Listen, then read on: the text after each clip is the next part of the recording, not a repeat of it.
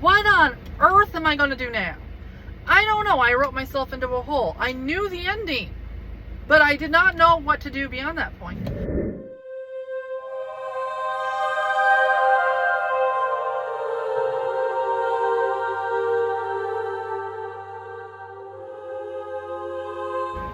The beginning of the concept happened when I was about 15. I was upset one day. I said, I'm staying in the condo. We were renting a condo on the resort. And I'm like, I'm staying in the condo. You guys go do your own thing. I'm staying here. I don't remember what I was upset about, but so they went to go do their own thing, and I was just in the condo, and then I decided to leave on my own.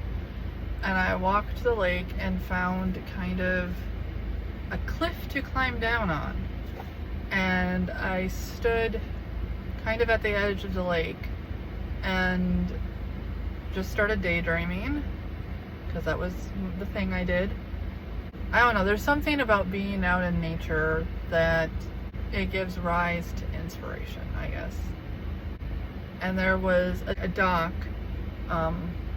a little ways away, and I peered over at the dock, and I imagined that I saw a mysterious man there. Well, not a man, a boy.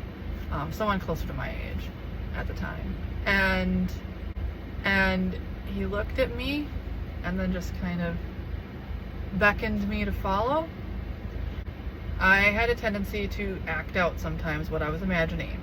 So I climbed back up the cliff, and I sought out where the dock was, and then imagined I saw him, and I started following him, and I walked into the woods. No path. And I just followed and followed. Not really following, because there's no one I'm following. And until I got far enough into the woods where I'm like, Angela, you need to stop because you're gonna get lost, and that's not a good thing.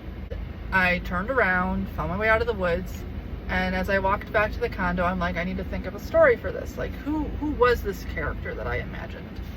And so it was kind of, what if your imaginary friend was a ghost? But I knew I wanted the lake, and I knew it had to do with the lake. And that was all I had. And for some reason I was really excited with that idea, because even though it was not fully fleshed out. And I went back into the condo, I found some paper, and I started trying to write out a scene, and right away got bored. Crumpled it up, threw it away. During high school study halls, I would often write the beginnings of stories I would never finish, because I did not write notes. I was a daydreamer, so I had a lot of incomplete stories. But the one story in high school that didn't happen with was the story inspired by the lake, with the mysterious ghost imaginary friend. And I started developing, okay, what's his story? And I gave him the name Philip. So I imagined at the time that he lived in an island. He had lived on an island in the center of the lake with his father. His father had built a shack on the lake after his mother had died. And his father was just, in a very cliche manner, he was abusive. This was a one-dimensional father character. Who abused Philip and murdered Philip, and so his ghost got stuck on the island. And I did develop how he met Allison. But her name wasn't Allison, her name was Holly. But I didn't start there. I didn't start with developing how they had met. All I knew is he was her imaginary friend, and he was on the island in the center of the lake. And I decided, okay, this is a fictional town. It's a fictional town. What's this town like?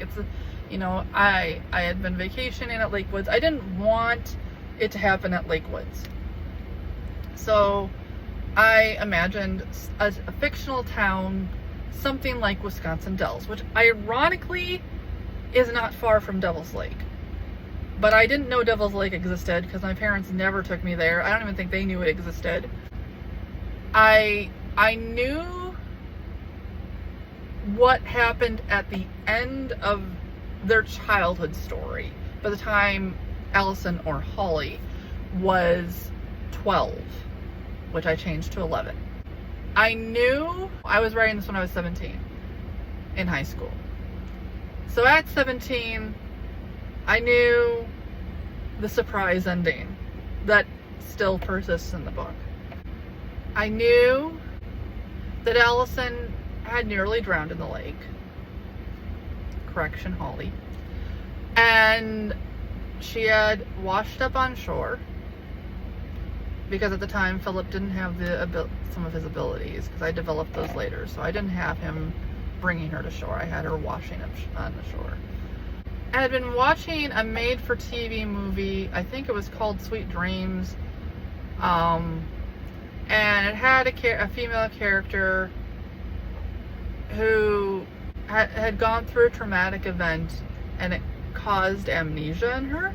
And so I'm like, okay, I'm taking that idea. And when her parents had died, and there had been a house fire, but she was going to the lake to remember her parents and to try to rekindle memory. And meanwhile, because I still thought, this is a really boring idea, that she just is going there, and what's she gonna do? She's just gonna go over to people's houses and be like, tell me about my parents. So the beginning of the book opened the same way that my idea sprang up, that she goes to the lake because this is where she nearly died, and she's trying to recall something. And while she steps into the lake, she's not afraid of water. That's something I developed later.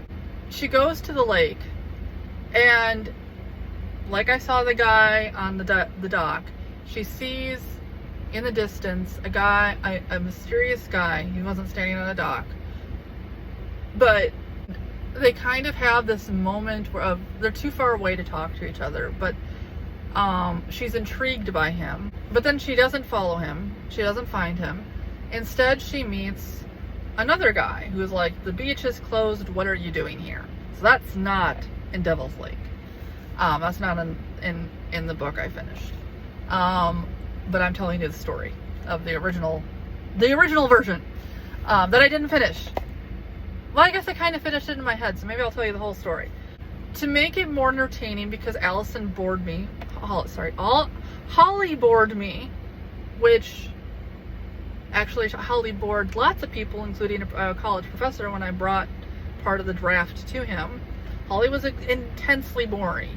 And all I heard from my college professor is, you don't know how to make your characters interesting. Except for Philip. Philip's interesting.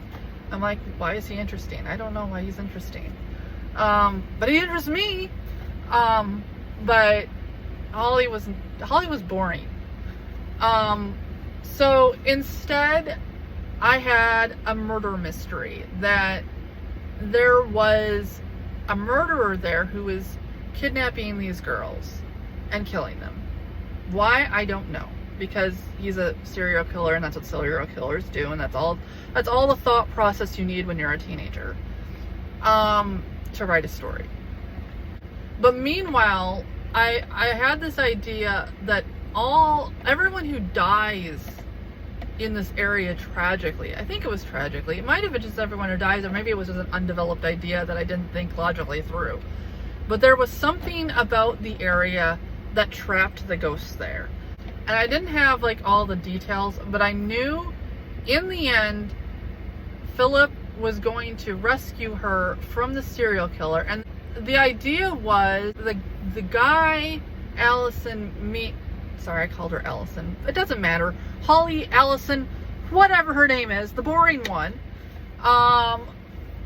She meets the serial killer on the beach, and she becomes romantically entangled in him because he just has this charisma about him. So anyway, Holly meets the murderer, and then Holly goes to the cabin she's staying at because it's a vacation town and there's cabins, and she's renting a cabin there. The ghost Philip seeks her out and is like, I'm your childhood friend. And she's like, I have no memory of you, but I want to remember my memories.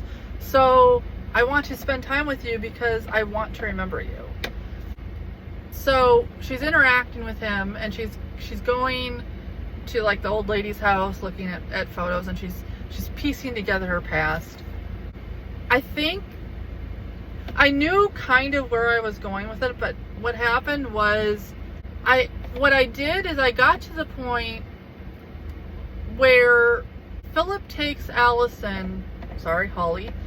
to the site where her house burnt down. And for some reason, no one's cleaned it up. I mean, it's been like, 7 years and no one's cleaned up the site? What are you thinking, Angela? But Philip shows her to it, and he confesses he loves her, and she's freaked out by it, and then he vanishes. I think what it is he vanishes, as I'm remembering. He vanishes on her to tell her that he's a ghost, and to try to tell her a little bit of the story of her parents' death.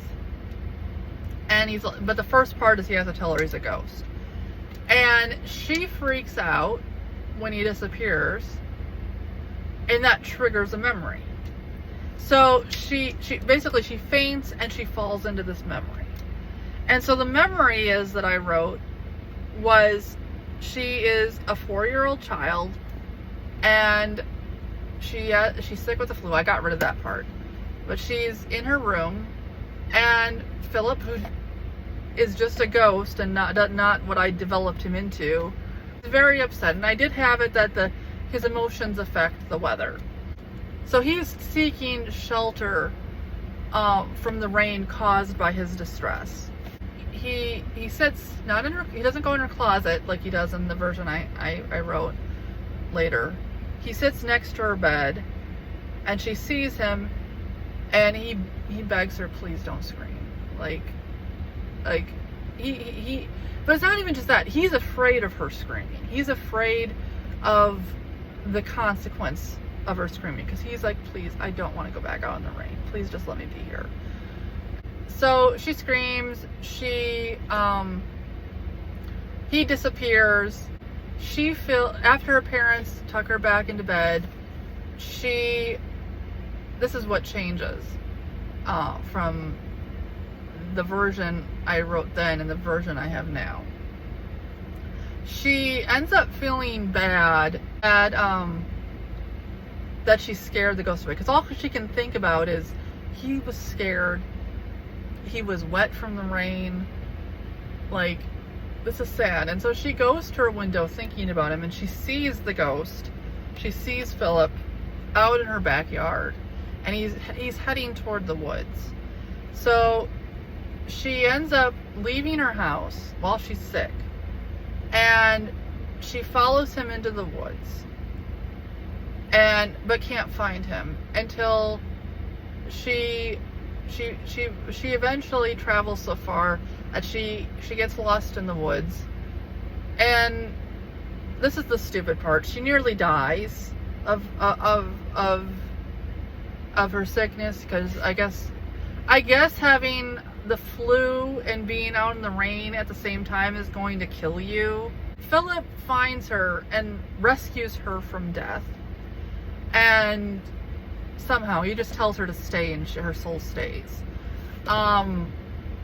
And he's like, why did you risk your life to go find me? He's always thought of himself as a monster, and the fact that she sought him out probably has way too much of an impact on him, but that's what I went with because I was in high school.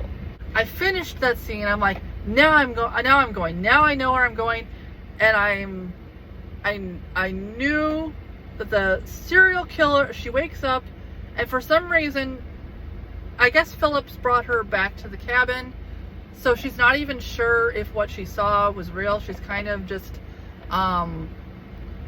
she's like, I had a weird memory, and I thought Philip had brought me to my house, and now I'm home. Did that even happen? And meanwhile, the doorbell's ringing, and lo and behold, it's a serial killer. She doesn't know her romantic interest. And so I have her answer the door, and then I'm stuck. What on earth am I going to do now? I don't know. I wrote myself into a hole. I knew the ending, but I did not know what to do beyond that point. I was writing in a notebook, and it was like a multi-subject notebook that I was supposed to be taking notes in for my classes in high school. So I was dividing it up. I had my notes for my classes, but this was a section of the notebook that I didn't need for my classes, and I ran out of paper. So I'm stuffing in loose leaf paper, and mind you, I self-edit so much that I refused to write in pen, and I also but I'm also left-handed. So because I'm left-handed, when you write in pencil, it smears, but it's not as bad as when you write in erasable pen. So that's why I was like, no, I'm not writing erasable pen. So I always had like black marks here and here from pencil writing. So I had all this loose leaf stuck into my notebook with the story, and that was as far as I got. And I just kind of like, okay, I just gotta let it incubate a bit more, and then I can continue on, because I was kind of engaged in it. So anyway, lo and behold, one day it's the notebook sitting on my desk, and it falls, and the loose leaf flies everywhere. And so everything's out of order, and I'm like, I can't, I'm done.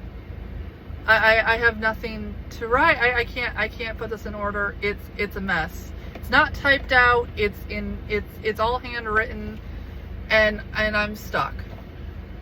But anyway, I do know what the ending was. The ending was, as she comes to become afraid of Philip as a ghost, she decides to run into the serial killer's arms, and he takes her out into a boat into the lake, and he's about to kill her. And I didn't have like all the details, but I knew in the end Philip was going to rescue her from the serial killer, and there was something to do with throughout all of it, the ghosts of the girls who the serial killer had been killing, that were trapped there. They were all going to be trying to warn Allison about the serial killer. So it was all this whole thing. It was going to be something to do with Allison is afraid of the wrong. She's afraid of the ghosts when she needs to be afraid of the serial killer. Sorry, Holly. But there was also going to be some way I was going to figure out that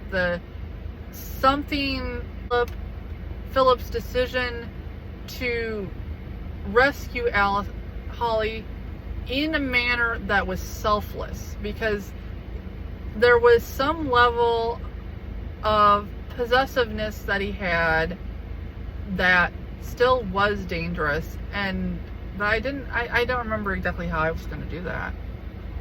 But anyway, whatever because I always had this theme, like the one other story I wrote when I was young, I always had this theme of this idea of the perversion of love, love becoming very possessive and hurting people, like just people wanting to cling on to people in a very possessive manner that hurt them, and them learning how to let go of that possessiveness, even if it meant letting that person go. So there was something about the way Philip rescued her that was going to free all the ghosts, and Philip was going to move on. So that was my idea with what I had written and what I had ruined with all the loose leaf paper. I just took this notebook with what loose leaf paper remained. I put it in a cardboard box and brought it with me to college with some other writing I had done.